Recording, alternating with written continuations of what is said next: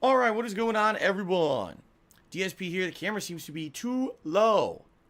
Let's fix that. What's up, everybody? DSP here, and welcome to Ask the King, episode 75. Ladies and gentlemen, 75 episodes of Ask the King have taken place over the course of the last, 9 to 10 years. I don't even know the exact number, because I don't really track it. I don't really track the time frame. But 75 episodes. Holy crap. Now, keep in mind that over the years, this show has had various forms and incarnations. It used to just be for YouTube. Then it became live on stream and YouTube. It used to be a monthly show. Actually, at one point, I think it was a bi-monthly show. Then it ended up being a monthly show. Then it ended up being every 2 months. So, interesting, because the thing is, my content has evolved so much over the years that a Q&A show like this, in a lot of ways, may have difficulty finding a place in all the stuff that I do. Because let's be honest, everyone, now I'm an interactive streamer. Every single day, I have a pre-stream. I have interactivity with all of you during the streams. And I'm answering all of your questions pretty much on the fly every single day. And since that's the case, a lot of people have questioned, is there even a real reason to do a dedicated Q&A show? The purpose of the show is to field questions from various different sources, from my forums at THEKINGOFHATEVLOGS, from my Twitter at TheyCallMeDSP right here, and from my patrons.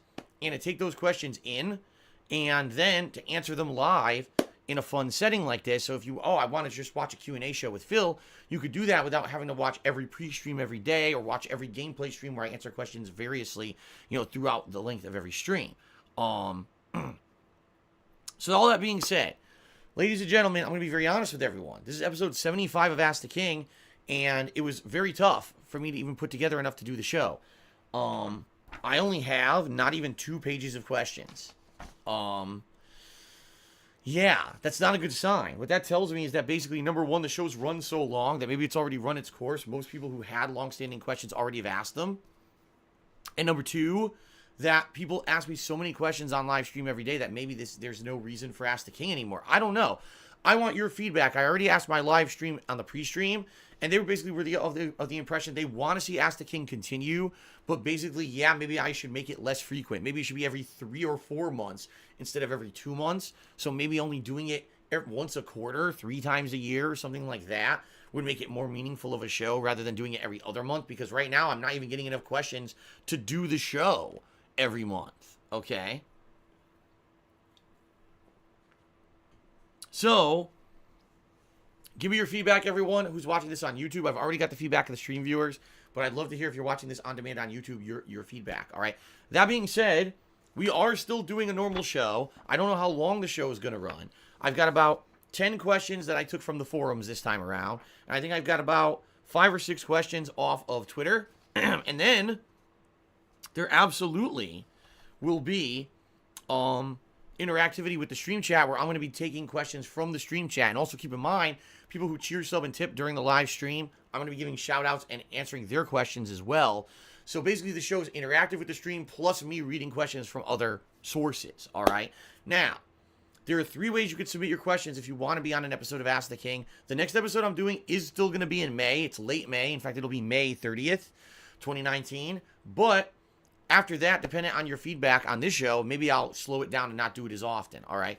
So there's 3 ways you can post up your questions. Number 1, there's already a thread over on my forums on thekingofhate.com for the next episode, all right? That's number 1. You can post up your questions right now. Number 2, if you're a patron of mine, there's a patron level that you can pledge where you get your questions answered for sure on the show, a guaranteed answer. And as you know, on this show, I give more lengthy answers to questions. It's not like real quick ones on the fly like I do sometimes on streams. I usually think out the answers ahead of time to give you a lengthy, intelligent answer. So it's a really good way, if you had a question you really wanted answered in depth, to get it answered, pledge to my Patreon to make that happen. Or the day of the show, I always field Twitter questions. That's my Twitter right there at TheyCallMeDSP.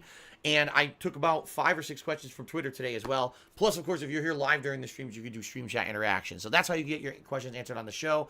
If you're watching this on demand on YouTube, your best bet would be to post on the forums. Or if you want to for sure have your question answered, pledge to my Patreon. Okay? All right. Before we even begin, shout out to DJ Atomica 1909 who subscribed for 24 months, and to Ralph Swayze who also subscribed for 7 months. Thank you both very much for those subscriptions. All right. Let's get started with the first segment of the show, shall we? So our first question today comes from Tynel, and he says, what are your favorite types of meals? Okay. Well, Tynel, overall, what are my favorite types of meals? For me, I like a meal, first of all, this is very true. I like a meal that's not complicated to eat. Okay? So to give you some perspective, I like it when I'm going to eat a meal and I'm starving, right? I'm sitting down, I'm hungry, man. I want to sit down and I just want to eat, and I don't want to have a lot of to do about it. There are a lot of meals out there that are fancy preparation. Like, you go to a Mexican restaurant and the flaming chicken fajitas that they bring out, it's on fire. And now you have to take those ingredients and you have to put them into like tortillas and wrap them up by yourself. It's a pain in the ass. You go to a seafood restaurant. I never in my life get lobster or crab or anything like that. Why? It's a pain in the ass. Some people love crab legs. I don't want to sit here cracking crab legs and sucking meat out of the fucking shell. When I eat, I just want to eat. I just want the food to be ready. I sit down, boom, I'm, done. Not that I'm doing all this work to get my meal. You know what I mean? Now, I'll be honest, cooking stuff is fun. In a lot of ways, cooking stuff is easy, is not easy, but fun to see how the components of a meal come together to be a fun meal. But when I sit down to eat, I want the eating portion to be easy. So that's step one. Give me a meal that's easy to eat. That's an important thing for me, okay? Number two, what other is my favorite type of meal? Well, I'm Italian. I grew up with Italian heritage, as well as Polish. My mom is actually 50-50, half Polish, half Italian. So all my life, we either had Italian food or Polish food around the house. So that means either, Italian homemade sauce with pasta, chicken parmesan, that kind of stuff. Or, on the flip side, the Polish side, handmade pierogies, Polish sausages, kibasi, that kind of stuff. So I had kind of two different cultural varieties of food. I'll be honest, over time, I don't necessarily think I like the Polish stuff as much, but the Italian stuff, I love Italian food. All right, I rarely get to eat it, but I love Italian food. It's one of the few things that I make myself. I make a homemade pot of Italian sauce so that I can get that Italian flavor and feeling. Yeah, I would say those are probably my favorite types of meals. Now, if you're talking fast food meals, that's different. Like fast food, my favorite fast food meals would probably be something, either if you're talking burgers, probably like Wendy's is the best fast food chain of burgers around here, but you could get better stuff. Like you get Five Guys or Habit Burger, and those are just way, way better. If you're talking pizza, there's not a lot of fast food pizza around here that's very good. So really like Papa John's, and even that's not that good. If you're talking like Mexican, Taco Bell, yeah, right. No, there's actually a place called Baja Fresh where they make everything from fresh ingredients, tacos, burritos, all kinds of great stuff, and I really like that place. So those are kind of like my favorite meals around here that I have. But, in general, give me something that's easy to eat, not a lot of work, and I'm going to go for it. And, of course, I really love Italian food. Okay? All right. There you go. Oh, by the way, shout out to Big Batman Balls, who tipped me $1. It says, King of Questions, Ask the King, let's go. All right. So thank you for that. We're up to $8 in tips today. Big Batman Balls. Okay, then. Our next question is from The Shadow Detective. And he says, I just finished listening to your 74th episode of Ask the King. I came up with this right now. Let's say, for example, YouTube right now would just disappear like Machinima has. Machinima, a company that I used to be partnered with for many, many years, and is completely out of business now. Where exactly would you archive your gameplay if YouTube were to ever disappear? I'm busy a lot, so I'll never be able to go to your streams. If YouTube goes, I may never able to watch your stuff ever again. Well, you may not know this. First of all, Twitch does have stream archives. Twitch does have playlists. It's just that Twitch is not a website that's really catered towards the on-demand viewer. It's catered towards the live viewer. I could, if I chose to, archive all of my gameplay on Twitch easily. In fact, easier than YouTube. I wouldn't have to do additional uploads. It would just be there for you to watch. However, I think that they have issues. Like some people have told me, I can't watch anything on Twitch at all. I try to watch, and the Twitch requires way more bandwidth, or my internet can't handle it. The Twitch stuff looks like crap, which is why I watch your stuff on YouTube later. Are there third-party websites to upload videos to? Yes. Are they any good? Not really. There really is no competitor to YouTube right now. However, if YouTube were to go under, now I feel competition would step up. Honestly, I think the reason that there is no major competitor to YouTube for on-demand video is because YouTube is so big and the dominant force and has so much money behind it. Even with all the mistakes and missteps and horrible things YouTube has done over the years to ruin their whole business, they still they still are the most prominent video sharing website because they're the one place you can go, upload your video, no matter what kind of video it is, it goes live immediately and you can share it with the world with no repercussion, nothing. It just boom, it's there. And they have unlimited bandwidth, unlimited storage space. You know what I mean? Other businesses can't afford that. Even, companies that have tried like Blip TV and the like are all gone. So, in that regard, I really feel that if YouTube were to die, okay, some other businesses would step up and try to fill in that gap. Would they be successful? I don't know. But I think the reason they don't do it now is because YouTube is too much the dominant force, the big animal that eats up everything else around it. And there's really no way to compete with YouTube right now.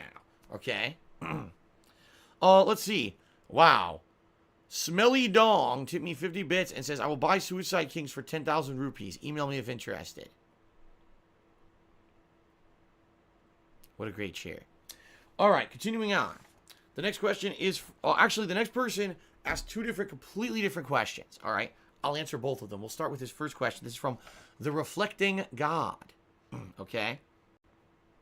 First question. Given the technology of today, would you consider trying non-smoke-based marijuana products like lollipops or beverages as a special stream event? I live in Washington State, and that kind of stuff is actually prevalent out here. You can go buy marijuana at a regular store that is dedicated just to selling those kind of things, like marijuana and marijuana products, bongs. Like, there's stores out here just to buy that stuff. I personally have zero desire to do so. I don't want to get high when I'm on a stream. I want to be coherent. I want to be interacting with you guys and having fun, rather than, I'm high as hell and saying stupid shit or whatever. You know what I mean? So for me, I don't want to put drugs into my friggin' body. I know that marijuana can have side effects and the like that aren't very serious. I'm not one of these people who goes crazy and thinks that marijuana is going to ruin my life if I smoke a joint or I have a pot brownie. No, I don't think that's the end of the world and it's the gateway to the end of everything. No, I'm not stupid. But at the same time, I just seriously have no desire for it. It's another reason why I don't drink during my streams, right? The few times that I have are hit or miss. When I used to do it, 10 years ago, most of the time I would screw up horribly. And yeah, you guys would think it was funny. But now in the modern era, it could creep up, especially when there's other stuff behind the scenes going on. And then all those problems kind of get into my head. That's what happened during my Christmas marathon last year. Is I'm doing this Christmas, or actually it was a New Year's marathon because it was supposed to be Christmas. And then it failed because, the whole Christmas thing, I was sick.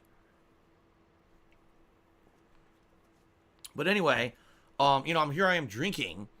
And I'm not feeling good. It makes me feel depressed.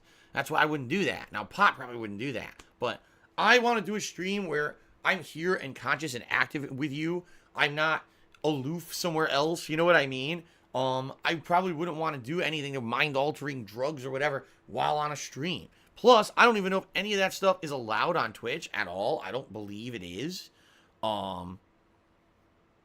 So, yeah, I don't know. But no, the answer is no. I'm not going to do that stuff. Okay? The next question from Reflecting Guys is, what is your expert opinion on Street Fighter 3 Third Strike from a mechanical perspective and just in general? This is going to be a question that isolates the audience because most people who are watching this don't give a crap about the technical side of fighting games. Street Fighter 3 Third Strike is a very interesting fighting game because it's based primarily off of the parry system. Meaning, at any time during the game, if someone's attacking you, you could just tap either forward or down. And if you tap it properly in time with when that move is supposed to hit you and deal damage, you basically go, bop, and you stop it completely. And it actually gives you advantage to now do a move and counter to what they're doing. Now, there's many nuances to the parry system. However, Street Fighter 3 Third Strike is a game that you basically need to play at a very high technical level because the parry system completely changes the game. I'll give you some example here. In Street Fighter 5, the current Street Fighter game, so some people might not actually understand this, there's a lot of characters in that game that are good only because they have patterns that are considered safe.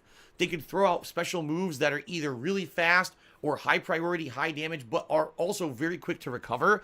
So it's a safe move. You could just keep doing the same move or the same pattern, and there's really no risk. It's pretty much safe. Either it hits or it doesn't. Either way, you're okay. You're safe. In Street Fighter 3 Third Strike, you can't do that. Nothing is safe in Third Strike because if someone parries whatever you're doing, they can immediately counterattack no matter what, leaving you wide open.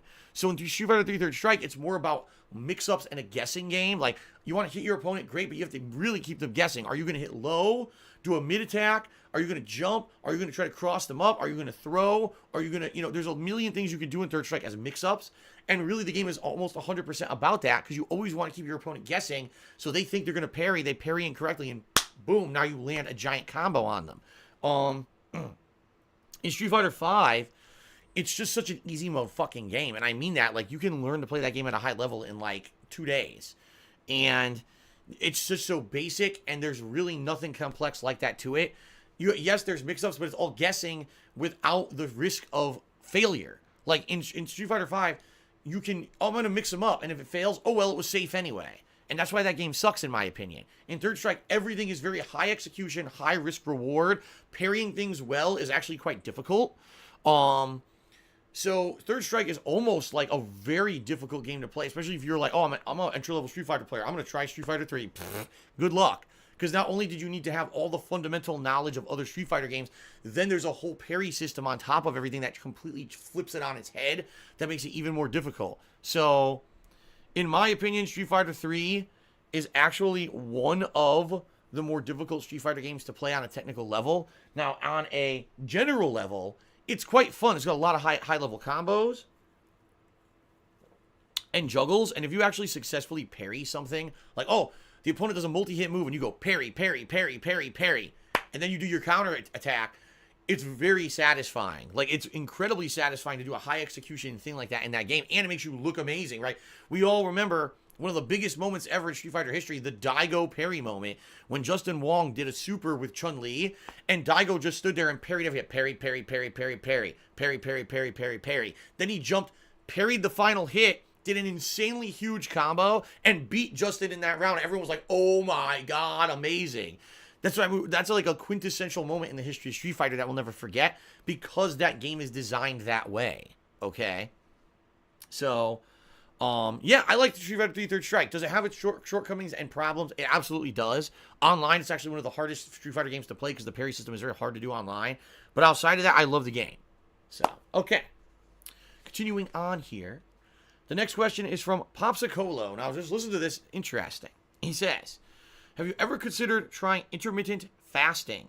When you give your stomach a break, it helps your body heal itself, burn fat, and clear your head.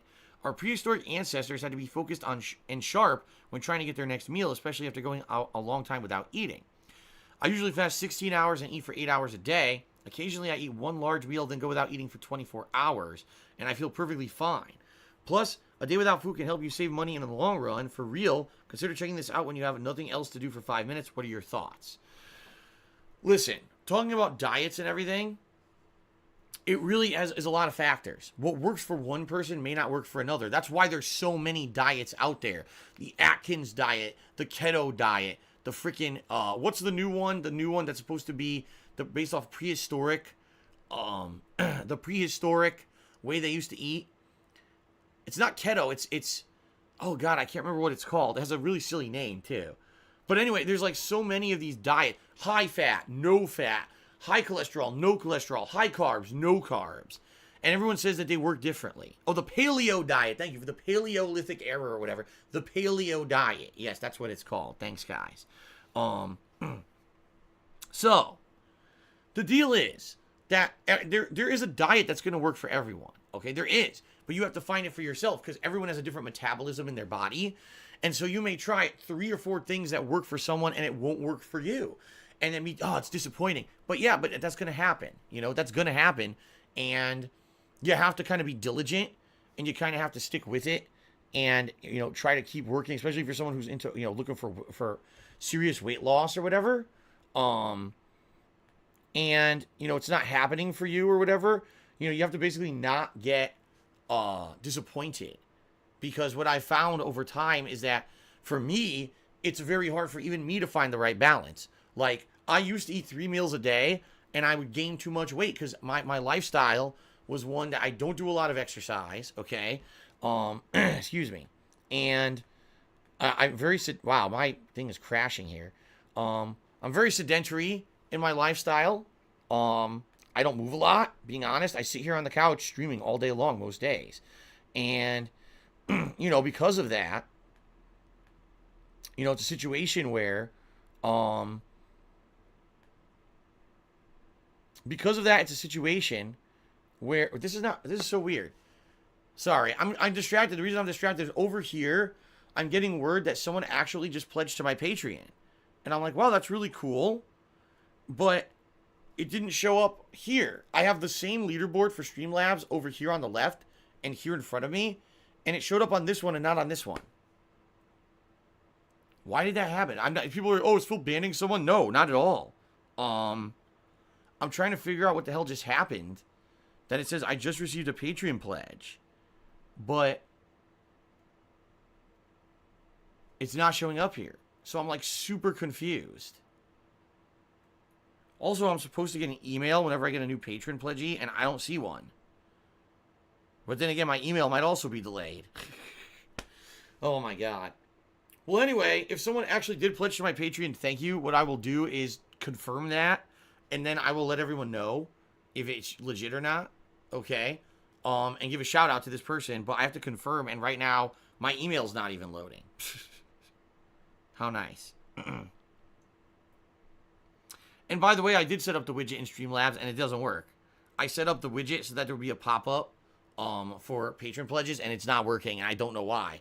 So maybe it just doesn't link properly or something. I don't know. My email won't even sync properly right now. It says the last time it updated was 40 minutes ago.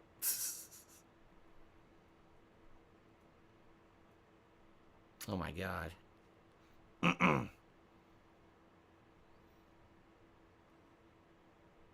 Yeah, I don't know if this patron pledge is legit. And the reason I say that is, oh, it only showed up on one, and I didn't get an email either. So it might not be. It might be some weird thing with Streamlabs that the patron pledges are not working or something. I apologize. By the way, thank you to Vergoda69 who just took me $6. He says, checking in. First Ask the King episode I'm actually watching. Wow. Cool, Vergoda. That's good to hear. I hope you enjoy the show. Let's actually get you up on the leaderboard as the top tipper, and then I'll continue to answer this question. $6, which gets us up to $14 total so far today. Thank you. All right. So anyway, getting back to the subject.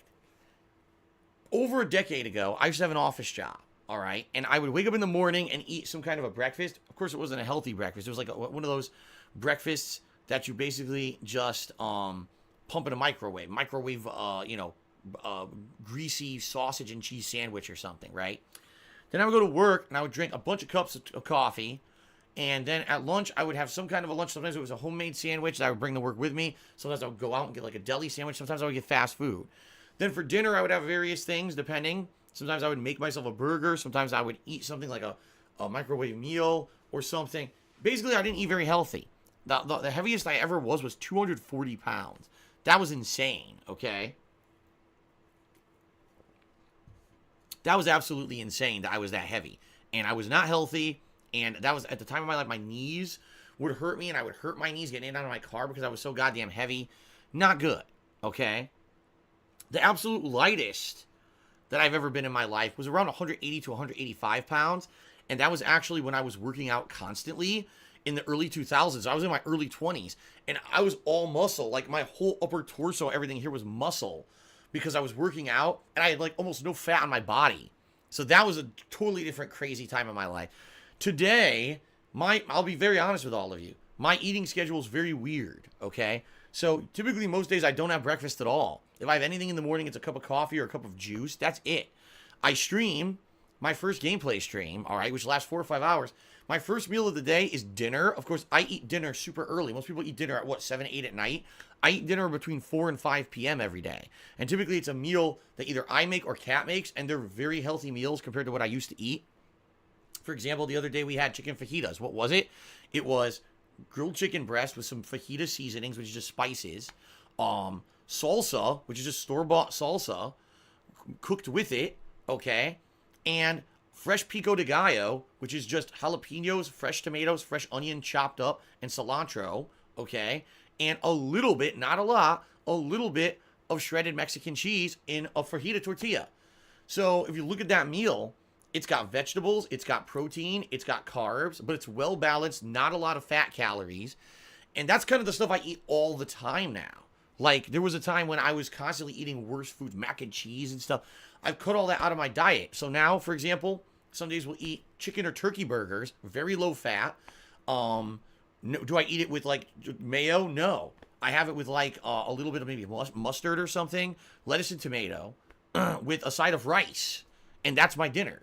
So I basically changed up my meals to be low fat, more good for you, vitamin fortified kind of meals, versus the stuff I used to eat was like, oh, I'm going to have greasy chicken, barbecue chicken, you know, greasy with mac and cheese and these kind of things that were just not good for you at all. I kind of cut those things out of my diet, all right? So between myself and Kat, we each found basically healthy meals to make that are much better for us than the other stuff. Even some of the stuff that, like pasta, there's nothing wrong with pasta as long as you don't load on cheese and you don't load on unhealthy stuff. It's a lot of carbs, but it's carbs your body needs if that's when your one major meal a day. And the reason that people get crazy out of control with their diets is because, oh, I had a giant plate of pasta for dinner. Oh, but I also had a breakfast and a lunch today. And it's like, well, then you fucked up. You ate like 5,000 calories today, right? Now, most of the time I also eat at night. And the reason I do is because Kat works late, comes home, and we're both hungry at night. So my meal schedule is really weird. I'll eat like an early dinner, and then late at night I'll have like a sandwich of some sort. Like last night I had a ciabatta sandwich. What the hell was it? Pastrami. It was turkey pastrami, by the way. Not real pastrami, that's fatty. Turkey pastrami, low fat, with a piece of Swiss cheese and a little bit of Thousand Island dressing. You know, sandwich, like sometimes I'll have a few crackers or something on the side. And that's kind of like, that's my diet. Every once in a while, when we go out on a day out, we'll go out and actually get a breakfast. So that's like my one day a week. I actually eat a breakfast sometimes. And even then, I don't go crazy with high cheese, high fat. I try to go for something that's more reasonable, with vegetables and stuff in it. So my diet is a very weird one. Popsicolo is suggesting fasting. In reality, when you look at my diet, I eat one major meal a day and then some kind of a snack later on in the day, and that's my diet. But it's not, my diet doesn't work for everyone. It does not. My diet absolutely will not work for everyone. In fact, if most nutritionists, okay, now these are the people who get paid to tell you how to eat, basically say the best way for humans to eat is not even eating a big meal at all. Instead, eating eating dozens of snacks. So you wake up and have egg whites and a piece of toast. Then 2 hours later, have some granola. Then 2 hours later, have a yogurt. Then 2 hours later, see what I mean? Like every 2 to 4 hours that you're awake, you're supposed to have a snack. And that's apparently the best way because you're basically just feeding your body after it burns calories and needs to reload those calories back in. You're not power loading insane amounts of calories for your body to then slowly burn off. And I'll be honest, that's probably why I'm still a little bit chubby. I actually, incidentally, I weighed myself this morning. Guess what? I weigh 198 pounds. That's actually the lightest I've weighed in years. So I'm definitely losing weight based on the fact of the changes I made to my diet and everything. But I'm still chubby in the stomach. And the reason is because there's no way I'm ever going to burn off this excess fat on my stomach without proper exercise and the fact that I power load a meal into me. The calories sit here and then burn off slowly, but then sit here again. You see what I mean? In reality, I was actually told by my doctor that I should be around 180 to 185 pounds. That's my ideal body weight. And that was when I was young. He said, your ideal body weight will always be around 185 pounds. So I still got like 13 more pounds that I have to shed. And again, it would probably be this gut that I've got. You know, that's the extra 13 pounds right there. So, you know, diets are very tricky things. Diets are very, like I said, for every person is different. Just because I have a weird diet and it seems to work for me now because I'm not eating the fatty, crappy stuff that I used to eat, doesn't mean that's a diet that will work for anyone else. If you're someone who has a very active lifestyle, you're going to need energy all the time. You're going to need to eat every couple hours, you know. So this fasting lifestyle that Popsicolo has suggested, maybe for some people it works. Maybe you have one big meal you don't eat for a whole day. Maybe that'll work. But for me, I basically get hungry like twice a day. I get hungry for one major meal around this early dinner time, and then at night I have like a snack, and that's like the 2 times a day that I'm really eating. I'm hungry. So, okay. Shout out to an anonymous $5 tipper who says, Phil, is Yun better than Yun, or Yun, I still don't know how to pronounce his fucking name, better than Chun-Li in Third Strike? Yes, Yun is overall the best character in Third Strike on paper. Execution is something different because Yun is also one of the hardest characters to play with in the game because you need insanely good execution to get his setups to constantly build his meter, so he always has super, and then during a super combo he can build up more meter. So it's very difficult. I'm not going to go to the technical aspects because people will not understand it on this stream. I know they won't. But in general, Yun is the best character overall in Street Fighter 3 Third Strike. Okay? Chun-Li is very overpowered and very easy to play, but still incredibly good, which makes her top 3. But Yun is much harder to play, but the best player overall, or the best character overall. So we're up to $19 in tips now. Thank you, everybody. Thanks for your support. Ethan Redfield just subscribed to the channel. Thank you, Ethan Redfield, for the sub. All right, let's continue. The next question is from Damsel in Distress. All right, and they ask, Phil, what do you think are the main factors that contribute to YouTube being the disgusting, toxic cesspool of a platform that it is today? There's 2 major factors. All right, the first is being very honest here. People might disagree with me, and that's okay. Parents not parenting their kids properly. People just letting their kids go to YouTube and just thinking it's this safe website where everything is fine and happy and you know, approved for good morality and things your kids should be able to watch, no problem. And they just let their kids go there. And there's all kinds of fucking nasty stuff on YouTube. There's gory shit. There's killings that go up there, and of course they get removed. There's things about sex. There's things about politics. There's just so much shit on YouTube that basically should not be allowed for a kid to watch. I'm not saying it shouldn't be allowed in general on the internet. I'm saying it shouldn't be allowed for a kid to watch.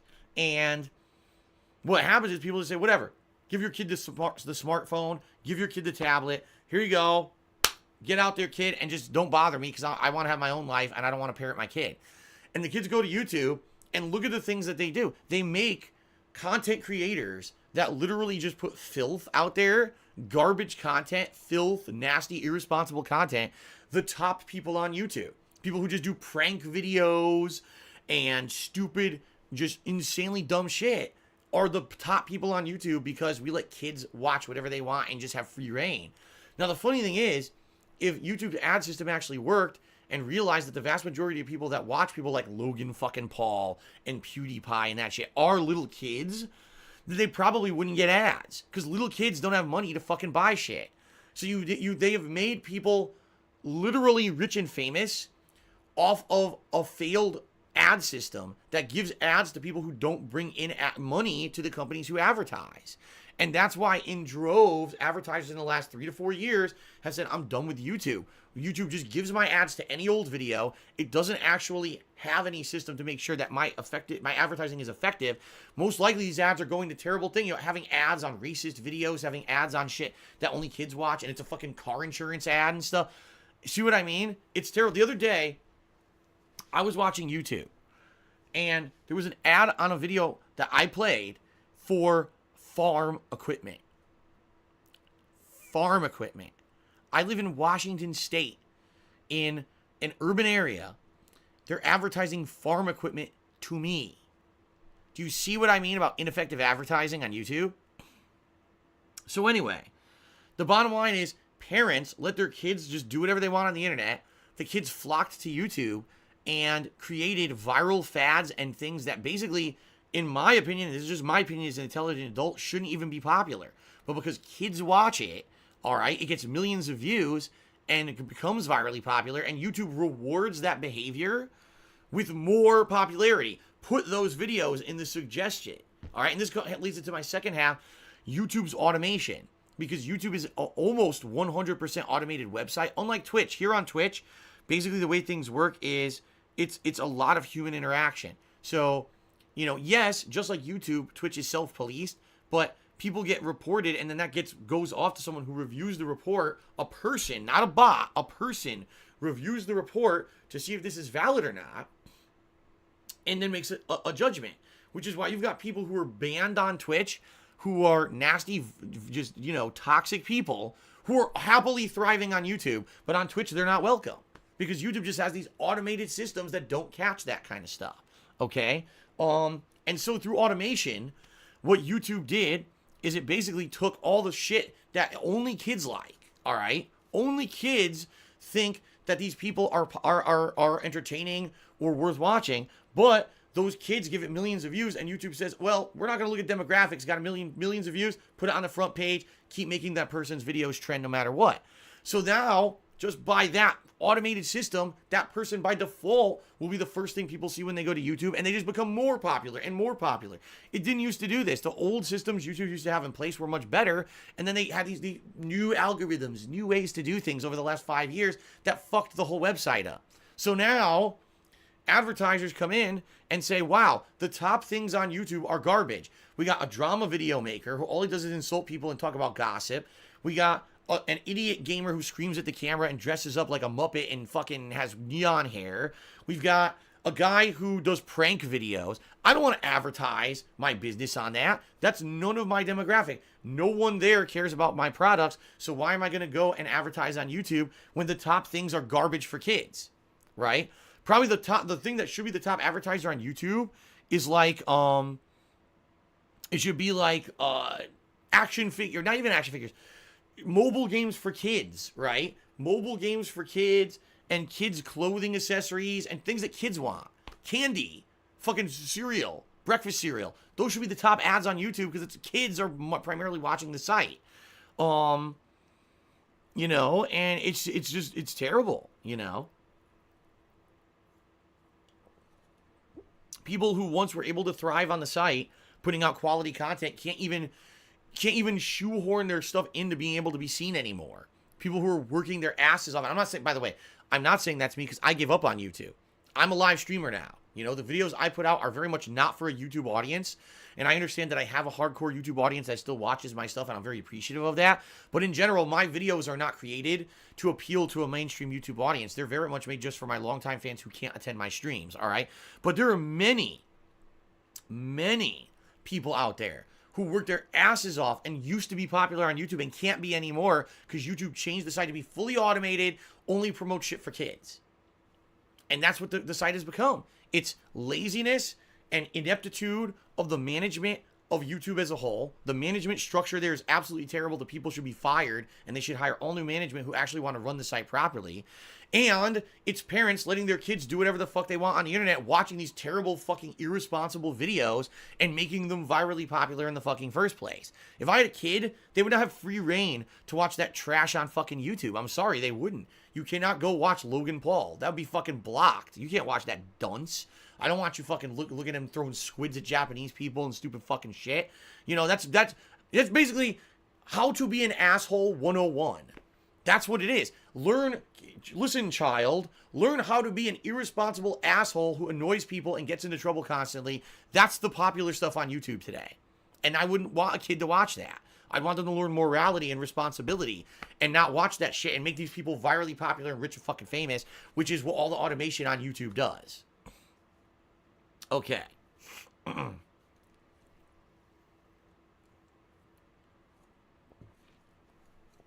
All right, moving on. Well, how much time? About 40 minutes. Okay. Oh, actually, I should do some shout-outs.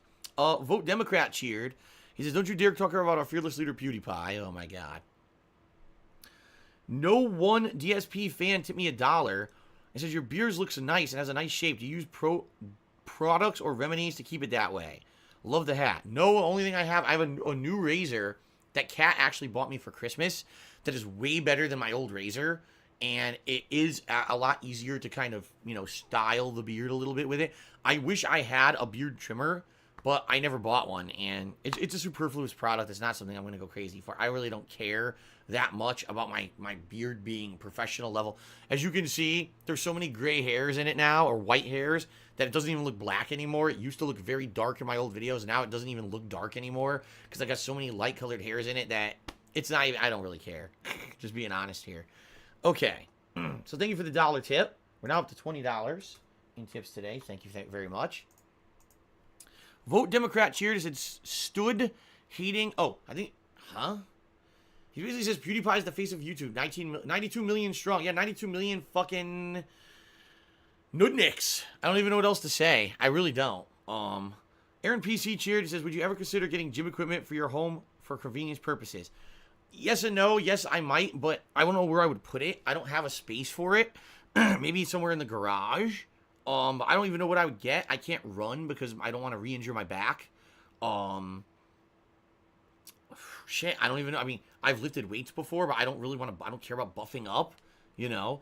The thing is, like I said, with my lifestyle, it's sedentary, and people are like, oh, you should do more exercise. You're right. Probably for my heart in general, that would be good. But outside of that, I don't really have much use. Like, I don't consume so many copious amounts of calories that I now have to do strenuous work to burn off said calories. You know what I'm saying? So it's not that huge of a deal, in my opinion. But maybe one day I will. Who knows? Let's see. Toss Monkos just did a 245-bit cheer. That actually makes you the top cheer of the day. Is there any plans to play Assassin's Creed 3 Remaster that comes out tomorrow, or Borderlands 1 Remaster on April 5th? No and no. Nope. Assassin's Creed 3, I didn't like. I don't want to play it again. Borderlands 1 was a good game when it was released. It was kind of boring because I played it solo. I mean, maybe if I did a co-op playthrough, it would be more entertaining. But honestly, not the kind of game that's very entertaining for stream viewers, you know, unless you have a group of gamers who do co-op all the time, and maybe then it's fun to see them do the camaraderie or whatever. But for me to just team up with some randoms and play Borderlands probably would not be very entertaining for the stream viewers. So, okay, so continuing on.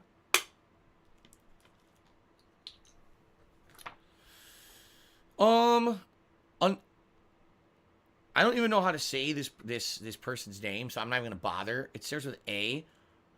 I think it's like Annie Coors or something like that. But anyway, they say, did you know that you took down a catfish empire that lasted 10 years on the internet? I didn't do anything. I didn't do a single thing. Okay? What happened was, whoever the fuck these weirdo people are targeted me in late 2017. This is a true story for those who maybe have only been around for a little bit and you didn't know this. In 2017, they targeted me and basically tried to make up an entire story that I had used money that I needed for things like you know, taxes and to pay bills that I got from stream viewers, that I'd use it to hire an escort and had this escort flown across the world. Okay, let's see how preposterous this sounds. An escort flown across the globe to come and spend time with me and to pretend to be my girlfriend for several trips, several visits, okay? Just think about how nuts this sounds, okay?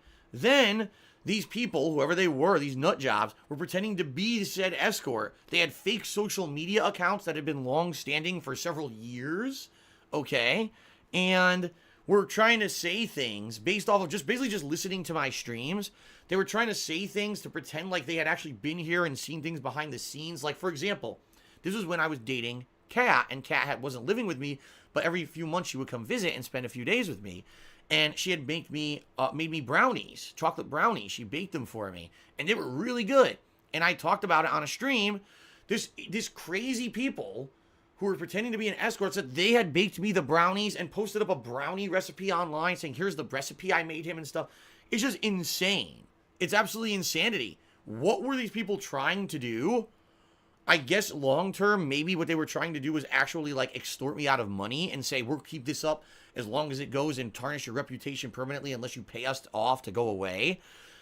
Sad for them. They're so stupid. They didn't realize that so many other assholes had made up shit about me in the past. It didn't matter. People didn't believe it. And the idiots that did were so dumb, it didn't matter. These weren't fans who were supporting me anyway who believed the dumb shit. So My fans didn't give a shit. Said, we've heard this million crazy stuff about Phil before. It's never true. We're just going to ignore the nonsense. And in reality, what ended up happening was people looked into this and tried to figure out, are these people real? I just kept adamantly denying it and saying, I'm not even going to talk about it on streams anymore. I'm not going to address it because I know it's 100% false. There's not a single piece of fact in there. It's all fabricated bullshit. So at this point, I'm just going to say, no, none of this is true. And I'm not going to bring it up anymore. But this person kept going. They kept posting things on social media and things. Oh, I was at Phil's house and this and that. Stupid shit.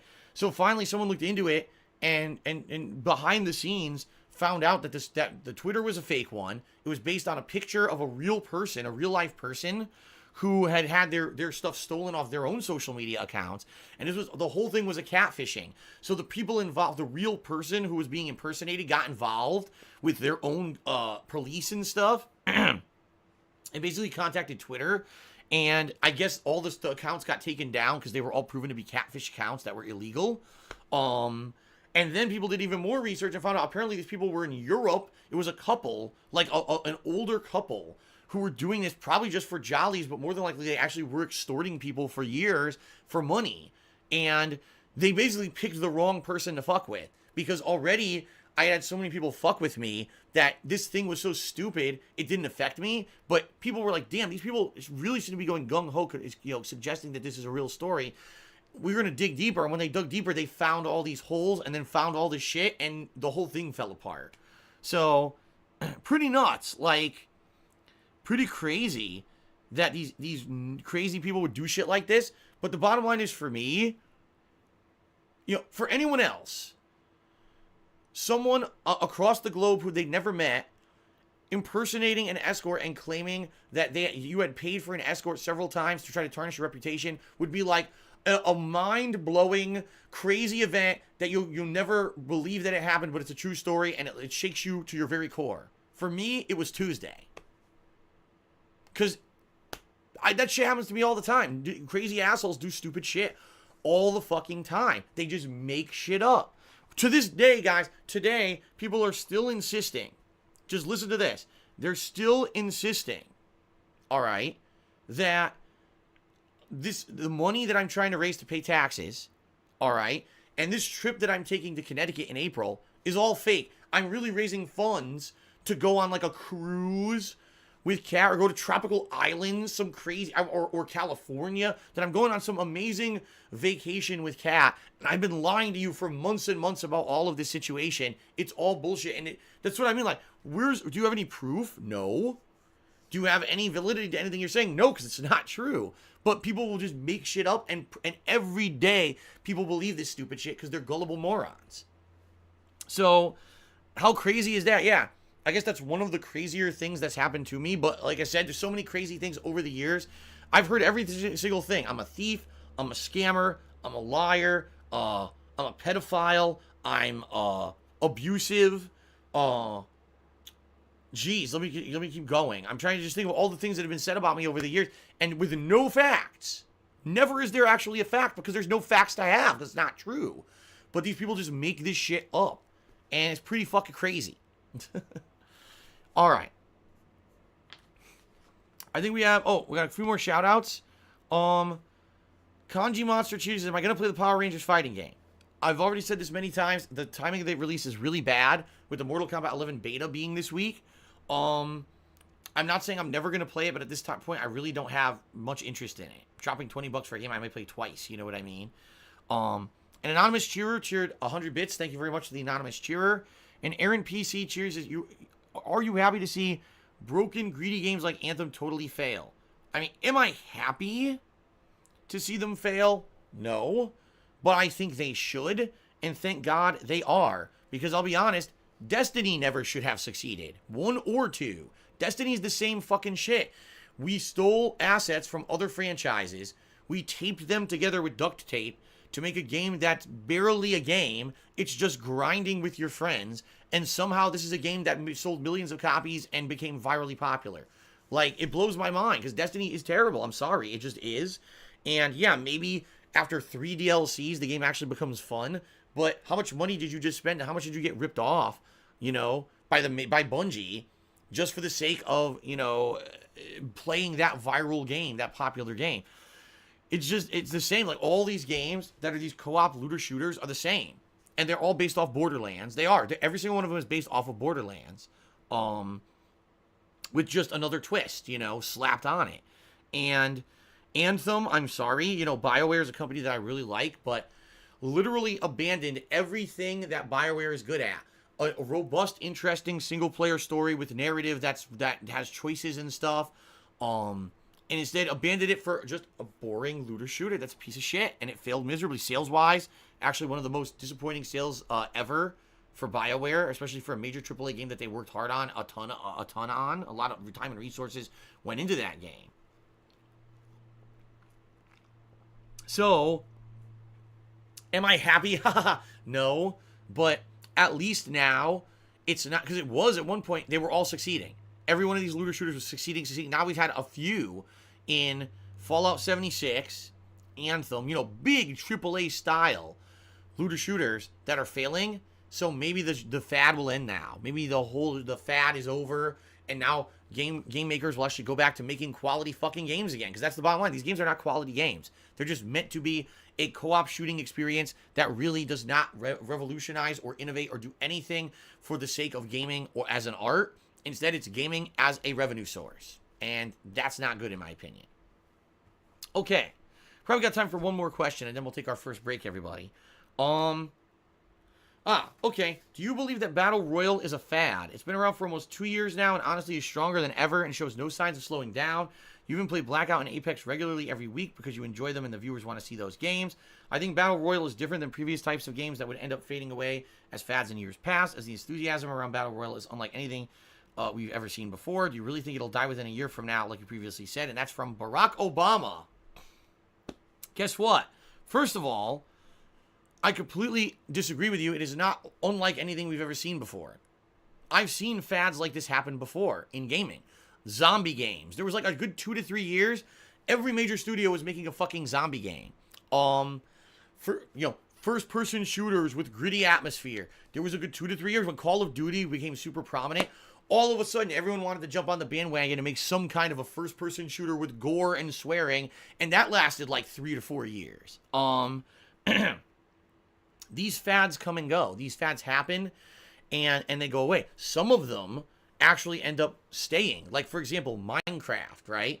That game was a fad that became a viral phenomenon. It hit mainstream culture, and when it did, boom, it's still to this day still here, even though how many people realistically still talk about Minecraft or really play or care much about it? Not that many, but it's still around. It's a staying force, right?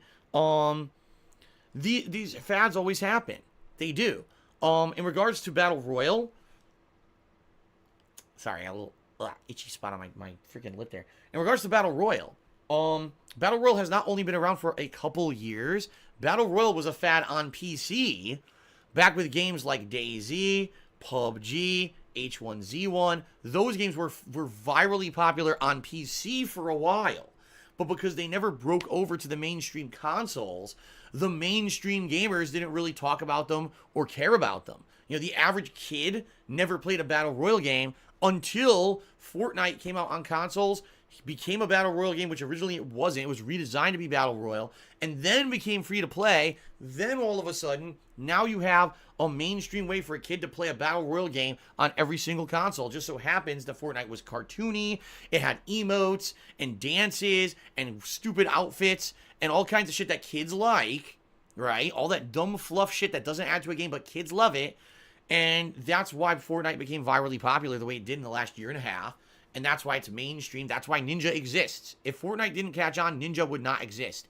He was someone who tried to break out as a streamer for many, many years and never really was making it. And then finally with Fortnite, he got lucky and the whole thing exploded. And, now he's on the front page of ESPN and shit. You see what I mean?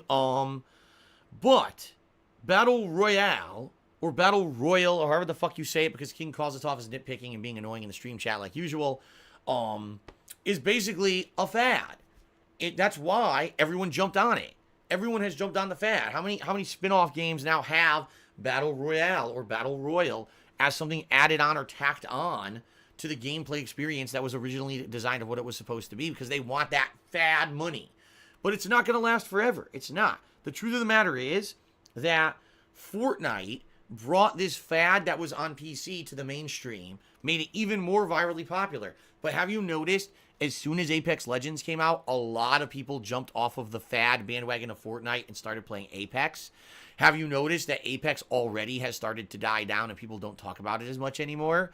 And that's what's going to keep happening. You may have a few, just like with Fallout 76 and with Anthem, AAA game developers are now going to say, wow, Battle Royale is the fad, not the looter shooter. And you may see, I'm not even kidding you, prominent franchises, Gears of War, Battle Royale, stuff like that. I wouldn't be surprised if we end up seeing Battle Royale in all of these franchises that it doesn't belong and we never even thought you would see it. But I almost guarantee it will exist. I do. So, that being said, is it going to go away anytime soon? No, because it's free. That's kind of the thing. Like, the looter shooter genre and the looter shooter franchises that became virally popular, you still had to buy the games. Then you had to buy the DLCs. These games are free to play, and then revenue gets added in. You see what I mean? A little bit nickel and dime later on. So that being said, yeah, I don't realistically see it going away soon, but it's going to die out like every other fad. Maybe 3-4 years tops. Right now, I guess you'd say on consoles, it's been about a year to a year and a half that it's been popular. So maybe another year to a year and a half, and then the next fad will come in and take over. This is the life cycle of games. This is what we've learned over the last 15 to 20 years, that you get this life cycle of fads that come in through gaming. And hell, one of the biggest fads ever that completely fizzled out was motion controls. Remember the Wii? The Wii was so popular with motion, wiggle your hands around like an asshole to play games. And that lasted like 3-4 years. And then it died out and the Wii couldn't even sell games anymore. And then, they had to move on at another failed console after that. But because the Wii was so popular, every console had to have it. The Kinect, the fucking PS Move. Everyone had to jump on the bandwagon, right? This always happens.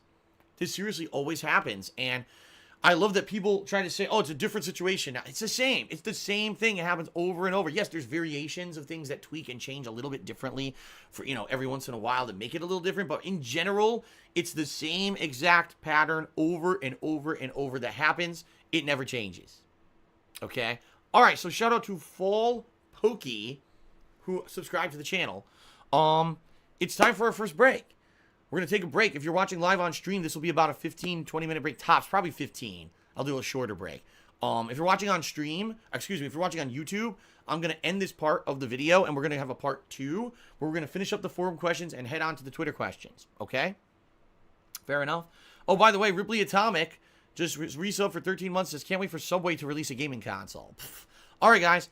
It's break time. Thanks so far for a great Ask the King, and I will see you shortly for more.